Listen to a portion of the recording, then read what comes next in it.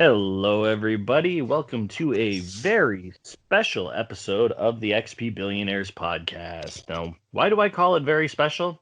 Well, because all of our hosts are in the same city this very moment.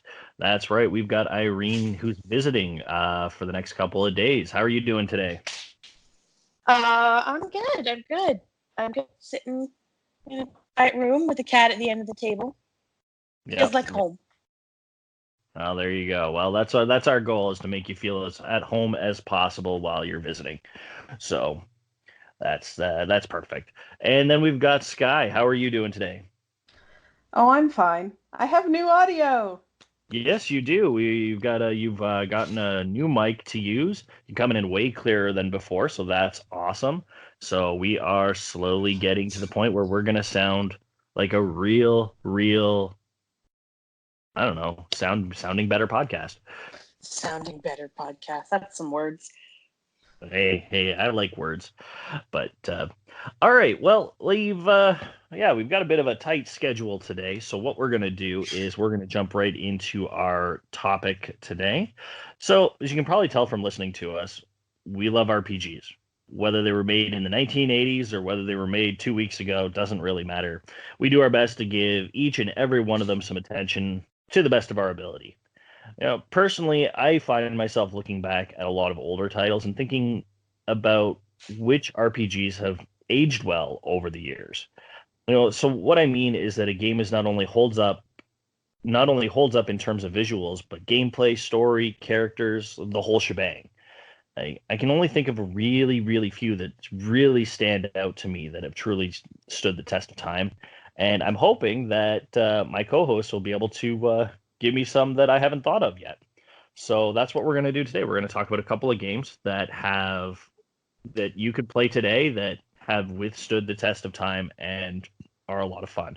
Now, that being said, we're going to be trying to stay with games that are before the PlayStation 2 era, so that, they are old enough so we can say they've stood the test of time. That may or may not have aged us a little bit, but whatever. I guess you guys have probably pieced some of our ages a little bit by now, given some of the games we talk about. That being said, so we do have a turn order set up. Now, I did set it up so that Irene would be going first. Let's hear what you've got for a game that has aged incredibly well. So I'm going to go with Final Fantasy IX. Okay. Specifically. And I know a lot of people are like, oh, the graphics were awful. The graphics were, not great. The character models were terrible. I'm like, no, they were stylized. And that actually is a very key component of holding up well, in my opinion.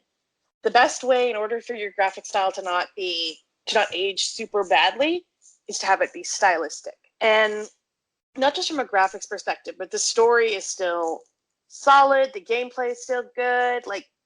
I played it again a few years ago when it was ported, I think, to the PS Vita, just a little bit, and I still loved the games. I still love the game. I still love the characters. I love the combat system is classic, streamlined, easy to understand, but still challenging in its own way. Tricksy in some places, actually. That stupid zombie tree gets me every goddamn time if I don't remember it.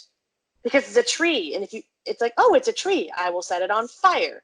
And if you set it on fire, it just proceeds to decimate your whole party. It's the worst fight. But a lot of people I remember when it came out, a lot of people were complaining that the character models were weird looking, they were strangely proportioned. It didn't look like, Final Fantasy VII and Final Fantasy VIII in terms of having, human proportioned character models as we are familiar with today. They were for starters, a lot of them were much shorter, and they were as I said, they were stylized in order to actually fit in the engine they had. So they were able to make character models that more closely resembled their cutscene character models, with details that were still recognizable. I know a lot of people did not like those character models. I thought they were fine because the stand-in in the game engine is they are a stand-in, right? They weren't fully rendered until you get to Final Fantasy X era. So it felt fine for me, to be honest. Yeah, And and go ahead. I had my issues with that game, but the character models weren't one of them really. I mean, it was definitely their best, the best of the PS1 games in terms of the character models. Yeah, and I also really liked the way they did the story.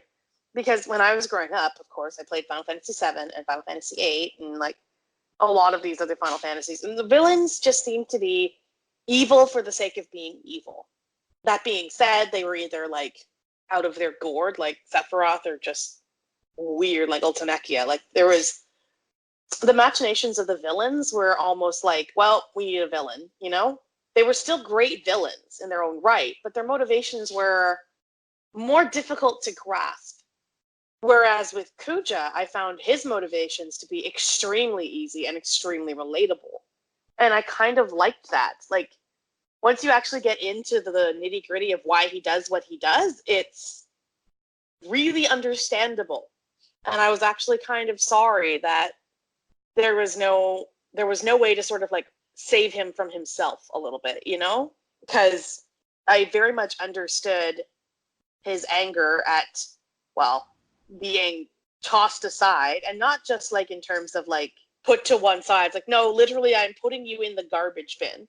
The first creation I've made with a soul and feelings and emotions, and raised you in a society of basically sociopaths, of husks of people, and then expected you to be well adjusted and take it like a normal like experiment that would have just taken it on the chin and moved on. And I really liked that, the fact that the villain wasn't inherently villainous.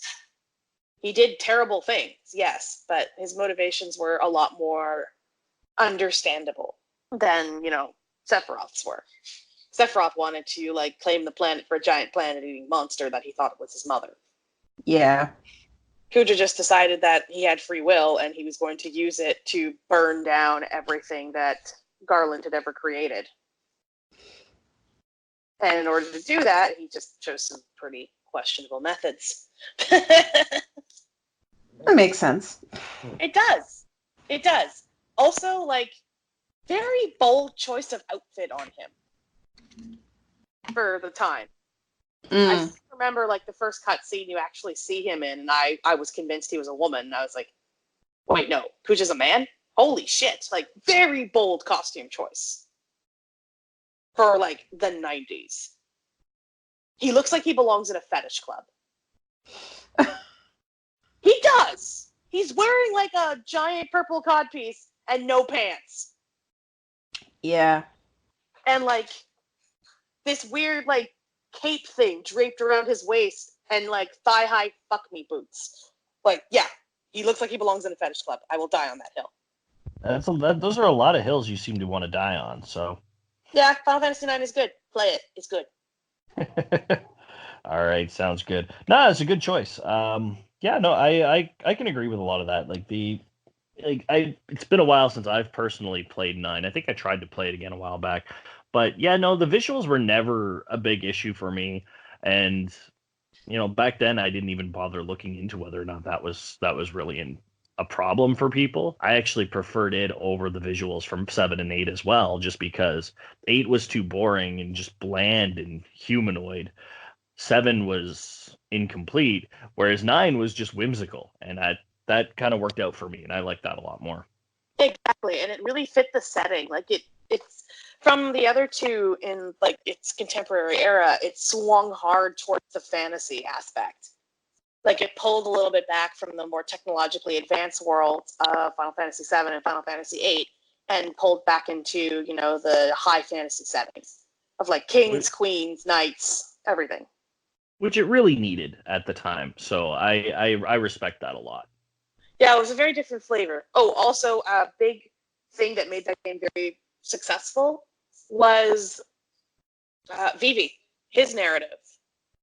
That particular storyline was very powerful, even at the time, where you have this character who is at first blissfully unaware of the concept of death and then finds out that this is something that's going to happen to him. And he spends a lot of the game trying to process it. which I think was a very bold choice for a character direction, for sure.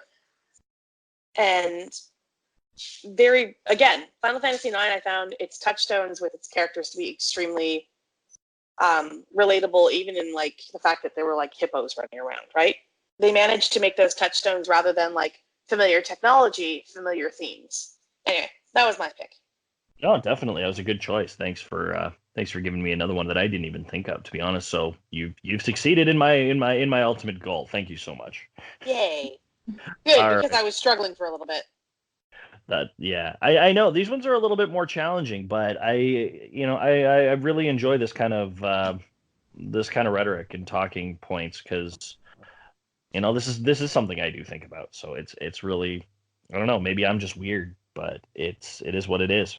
But that being said, let's see how weird I actually am, because I'll tell you my game that has withstood the test of time.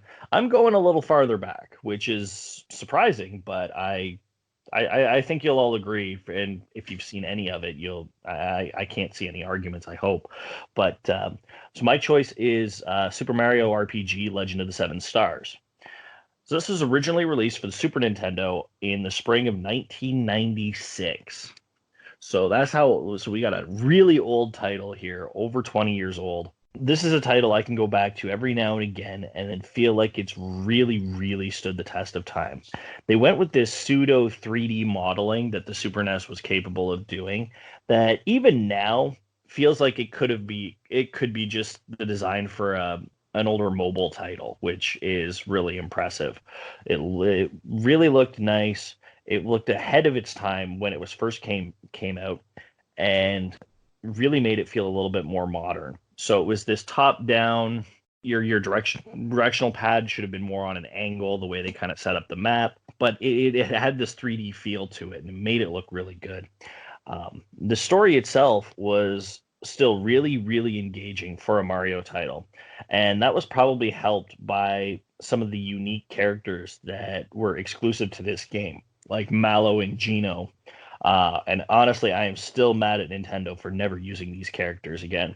Or even Croco the Bandit is one of the villains, a recurring villain in the game. But we were also privy for one of the first times in a mainstream Mario title to see villains that weren't Bowser in the Mushroom Kingdom.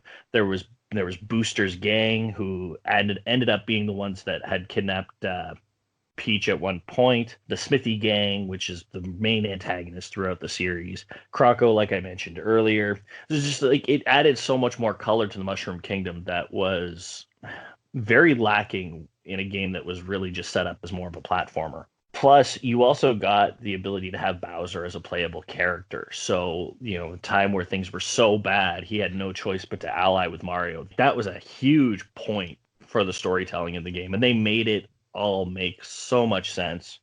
It was exquisitely done. So, I mean, I have to apologize to you, Irene, because sorry to Kingdom Hearts, because, the Dream Square collaboration was with Mario and not with Disney. It was just so perfectly done. It was an RPG ahead of its time, which is why it still stands the test of time today. I will say that I can agree, but also I just love Kingdom Hearts, and I realize that it is unmitigated gibberish end to end, but I still love it.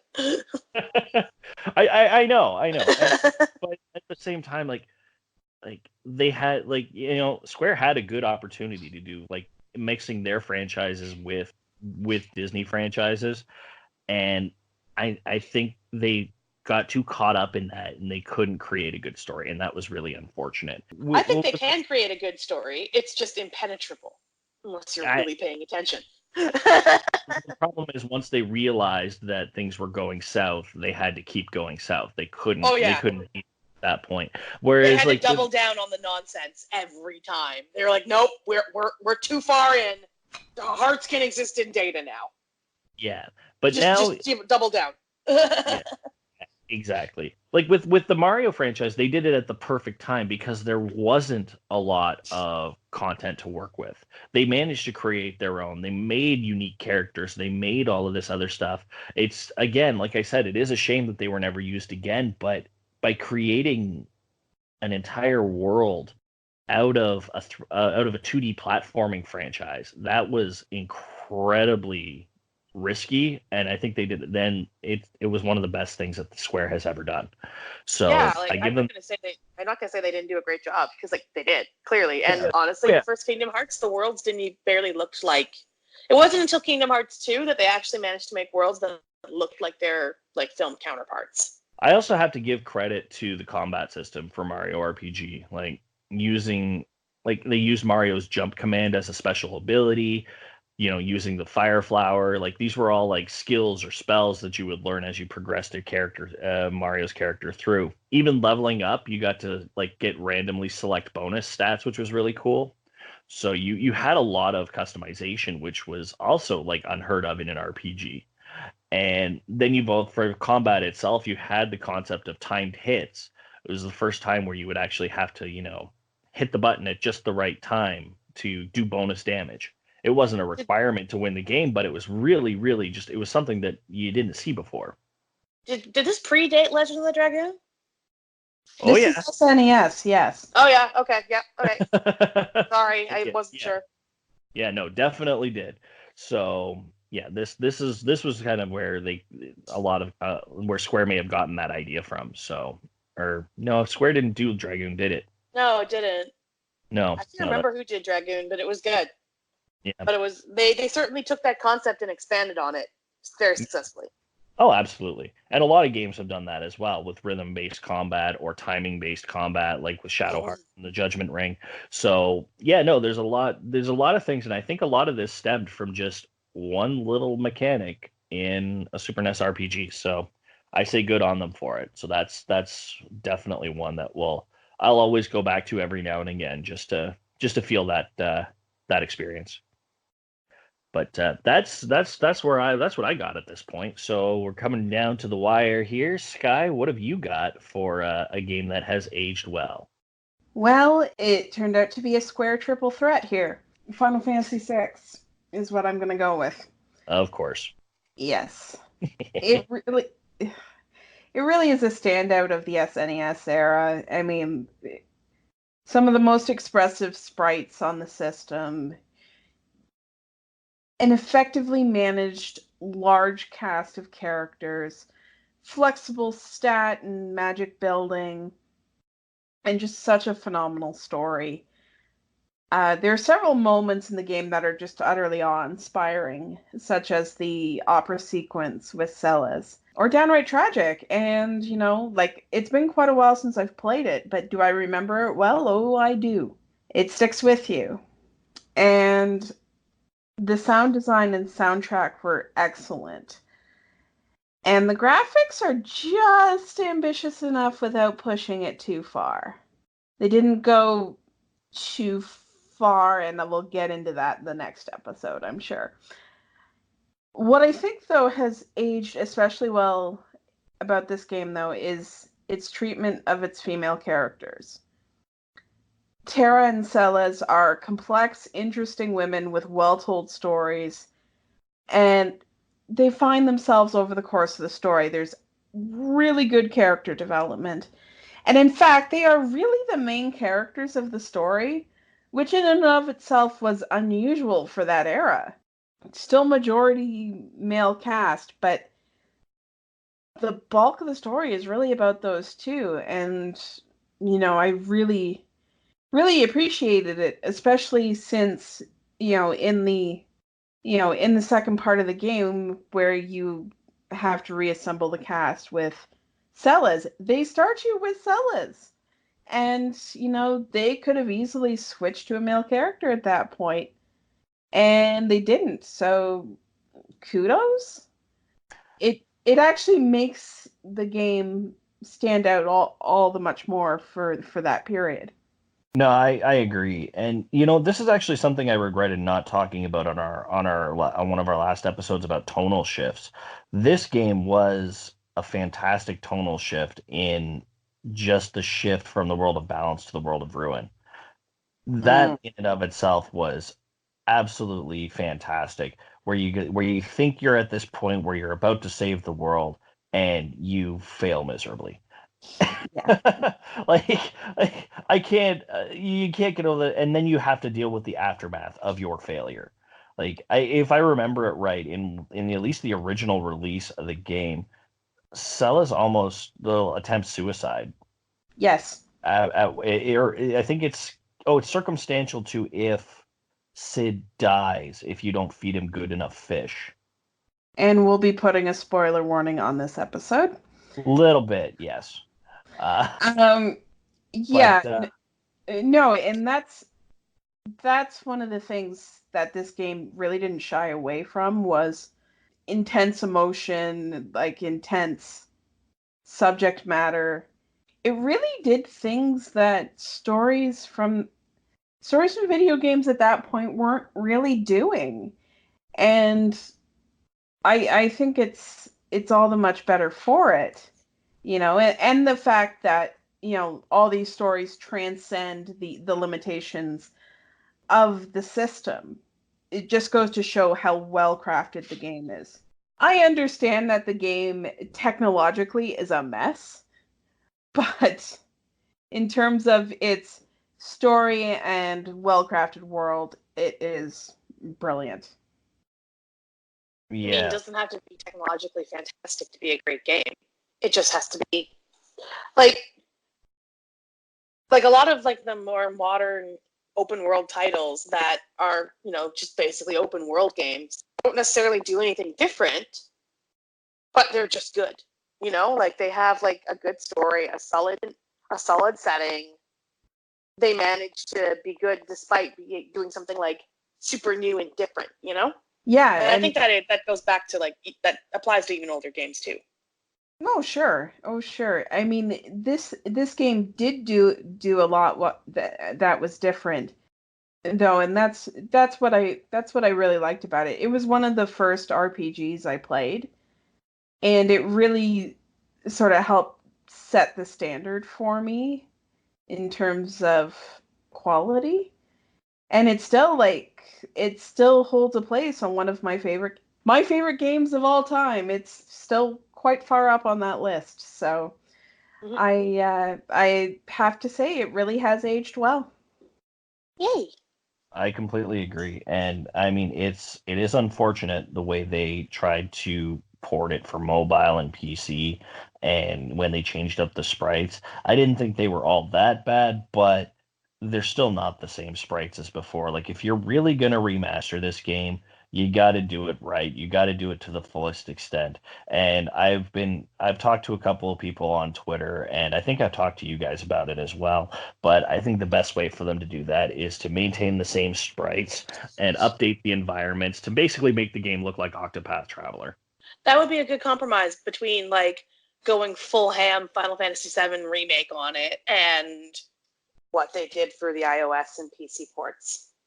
Absolutely. Yeah. That would be the right way to go. I tried playing the mobile port. It's really hard to control, and frankly, it just doesn't look as nice. And That's like, not great because I had a serious issue controlling one character and I couldn't move past that point without help, so I'm not sure that would help me.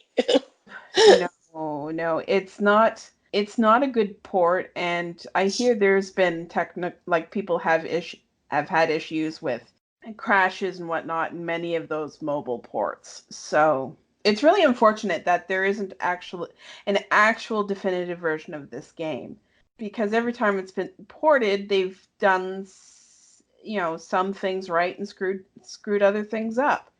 Yeah. So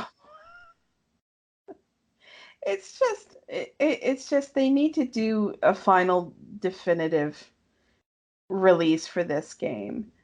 I would even accept the original graphics, the GBA translation, which is much better, without censoring, and maybe remaster and add the cutscenes from the PS1 version. If you did that, I mean, there'd be no reason to ever change the game again, really.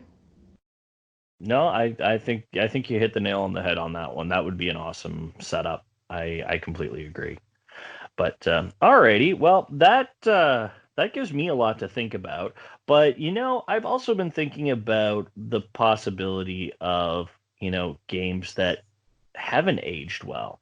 And as much as I'd like to talk about that right now, I'm going to leave you guys hanging and give you some time to think about it because we're going to talk about that next week on our next episode. Dun So, dun dun. We totally did not, split a single topic into two to cover 2 weeks. We did not do that. no, not at all. But so that's what you guys get to look forward to next week. That's going to be us talking about games, or at the very least, game mechanics in RPGs that have not aged well. I was thinking about it. I don't think we could do just specific games, but we could use them as examples for certain things that just don't age well. So we'll be talking about that next week. But if you have any other suggestions for us, or if you want to let me know about some games that have aged well in your minds, send me a shout out on Twitter. That's at BillionairesXP. You could also check me out on Instagram at Rayfe. And don't forget to check out my Twitch streams Wednesday nights, 7 p.m. Eastern, and that's at Rayfe as well. Sky, where can everyone find you? I'm at SkyKnightXP on Twitter and Twitch. I'm at skyknight.xp on Instagram. And I stream on Tuesday nights at 7 p.m. Eastern Standard Time. Awesome. And Irene, whereabouts are you? I'm on Twitter and Twitch at irogue_XP. I tend to stream Thursdays at 7. And you'll be able to get a transcript of this episode within the next couple of days, courtesy of our XP Hobo. And you'll just check that out on our website, xpbillionaires.wordpress.com. And as always, if you like what you are listening to or seeing on Twitch and or YouTube, definitely send us out a donation on Coffee if you're willing, or if not, just please share our page with everyone so that more people get to hear us. But our Coffee page is coffee.com/xpbillionaires. All right, we're going to let you guys go for this week. But remember, when the moon hits your eye like a big pizza pie, you've been outside for too long, so you need to go home and keep gaming. We'll see you guys next week. Bye, guys. Bye. Bye-bye.